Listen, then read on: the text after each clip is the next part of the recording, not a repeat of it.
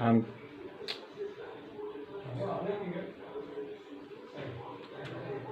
Good afternoon, students. Today I will discuss you the fifth unit, that is the complex integration. I will first discuss the important topics within the complex integration, then I will start with a particular example. Observe that within the complex integration, your domain set is a complex number. Complex number that is represented in general as x equal z equal to x plus iy, where x will be called as the real part, whereas y will be called as the imaginary part. Observe that in general, the representation of complex integral, it will be of the form integral over curve C f of z dz. Observe that here f of z is nothing but the complex function, whereas dz value, where you can get the value as z equal to if x plus iy, we can write dz as equal to dx plus idy. Now, in general, whenever we solve the problems within the complex integration, we'll be dealing with the 2 or 3 curves hardly. Observe that whenever you are solving the problems dealing with this curve, every time you have to convert these curves within the parametric form. Observe that if your curve is a straight line, which is represented as generally y equal to mx, this is the Cartesian form. The parametric form of this equation will be writing here. We'll be writing x value as equal to t, whereas y value will be equal to nt. Suppose within your problem, your curve, it is nothing but a parabola. Observe the value. If it is a parabola, we know the general equation for the parabola, it is equal to y equal to x square. If y equal to x square, I can represent the parametric form as, observe it, I am writing x as equal to t, whereas y value will be equal to t square. And the most important, many times will be frequently using the curve, that is nothing but the circle. The circle in general, we know that it is represented as x square plus y square equal to r square. This is a general circle where center of the circle is 0, 0 and radius of the circle is r. So the parametric form of the circle, will be writing it as x equal to r cos theta and y equal to r sin theta. Observe that theta is the angle which will be completing a total rotation from the values 0 to 2 pi. That means whenever you are completing one full circle, your theta value, your angle will be rotating, you will be varying from 0 to 2 pi. Now this is about the parametric form and the representation. Let us actually move on to one problem.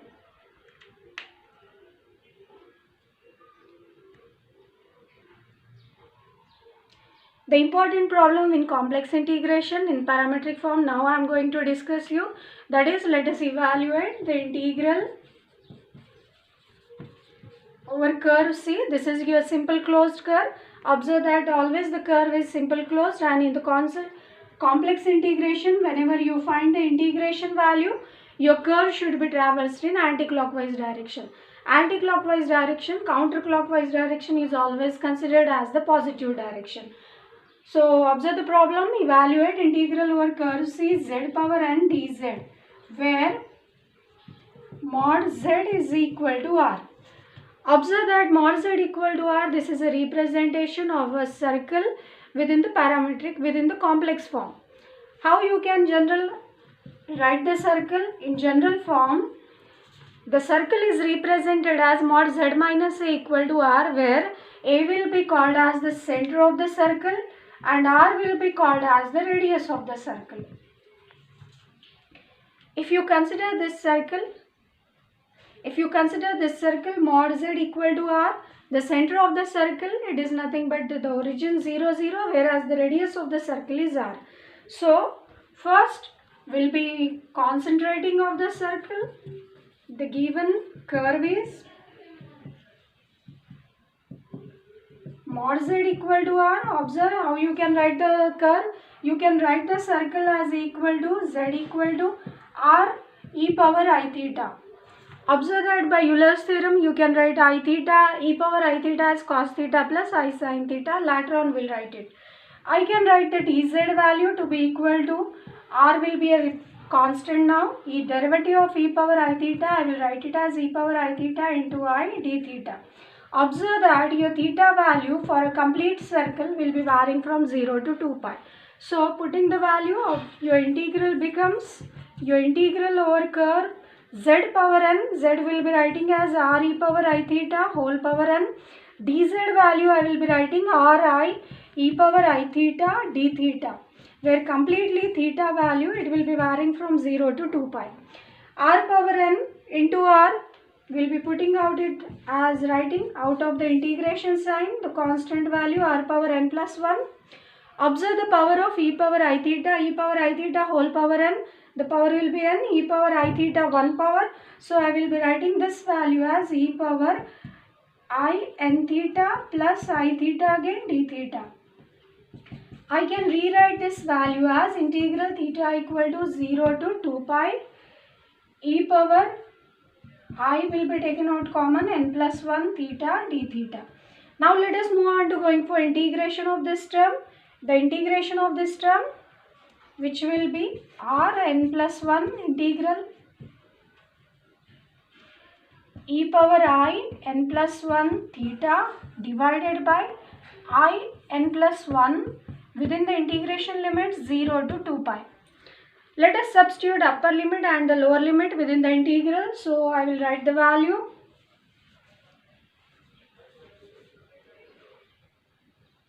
R power n plus 1 will be as it is.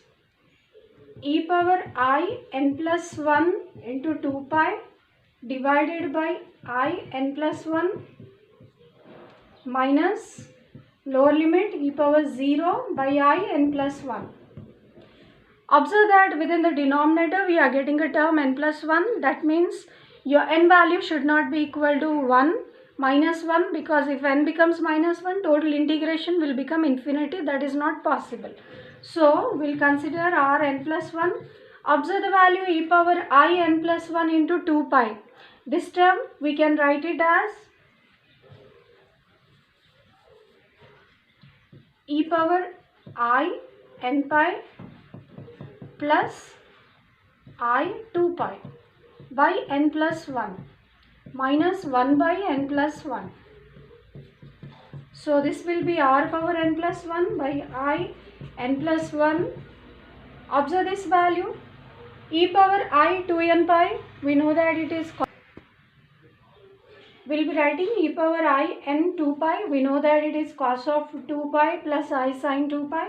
So directly I will write this value as equal to 1. E power I 2 pi cos 2 pi value, that is nothing but 1, sin 2 pi value 0. So directly this value will be 1 by n plus 1 minus 1 by n plus 1, which comes to 0. This is possible whenever n is not equal to minus 1. If n becomes minus 1, let us find out the value. If n becomes minus 1, let us consider the case. So if I put here n value as equal to minus 1, you look at the integration part, theta r power n plus 1 theta varying from 0 to 2 pi e power minus 1 plus 1. Minus 1 plus 1, this term will become 0. So the total integral now, I will write it as integral theta equal to 0 to 2 pi r power n plus 1 e power I minus 1 plus 1 theta d theta. Obviously minus 1 plus 1 it will become 0. So e power 0, that is nothing but 1. So this value will be r power n plus 1 theta varying from 0 to 2 pi. This term divided by I it will be, so this term will be e power 0 d theta. Observe the value. E power 0, it is nothing but 1.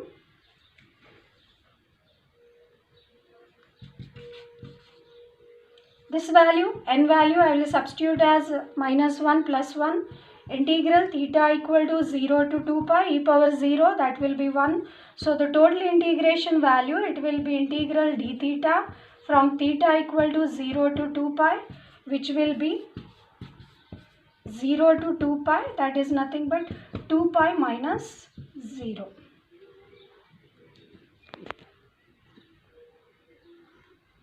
Thank you.